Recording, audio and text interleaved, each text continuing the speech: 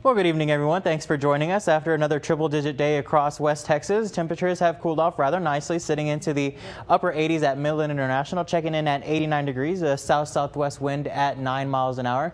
Dew point sitting at 56, which puts humidity at 33% across the atmosphere. So as we take a look at a time-lapse earlier today with the 10.7 ICAMs looking out in Fort Stockton, we had partly cloudy conditions around the area as we had a very warm day across the region. Like I said, triple-digit levels all across our area for today, and Fort Stockton was no exception. But actually right now cooling off rather nicely for Fort Stockton into the upper 80s, 86 degrees, 93 checking in for our friends out into the Big Spring area and off towards the west near Pine Springs, into the lower 80s at 83 degrees, and around 80 and 81 for Marfa and the Alpine area. Almanac for today, there's that high for today reaching 103, only 2 degrees away from the record of 105 set back in 1981, only dropping to 74 this morning as we went 5 degrees above normal, and now our deficit sits at 6.77 inches below normal for this time of year. And water vapor basically shows that high pressure ridge has been in control for the past couple of days of the central portion of the United States, and we're on the bottom edge of that, having an easterly flow, and that's where that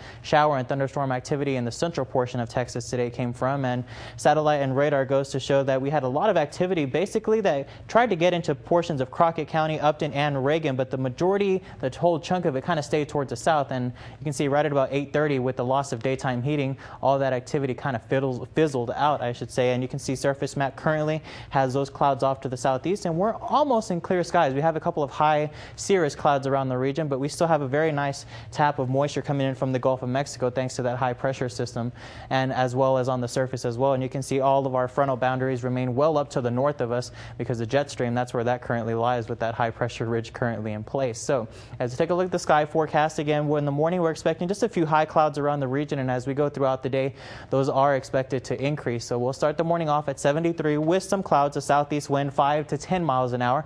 By noontime, it'll be partly cloudy and hot. As you make your way to get some lunch, it'll be 96 degrees, very hot around the region, and by 5 o'clock, still hold those hot conditions, looking for a high of 102 degrees for your afternoon. So we'll call it very, very warm for tomorrow. Hot again, 102 for Wednesday, 100 on Thursday, and then Friday, we start to get some low-level moisture in our area that will actually support some rainfall around the region. So it'll be something we'll have to watch for Friday, especially into Saturday. Saturday looks like a best bet for some isolated shower and scattered shower activity for us here. We'll look for a high of 96. Sunday, 97. Still a lingering chance of some isolated shower activity, but by next work week, we start to dry out and temperatures get back into century digits once again. So this is probably our best chance of getting some rain will be this weekend. This weekend looks pretty good. So if you have any plans, want to take note of that. Okay.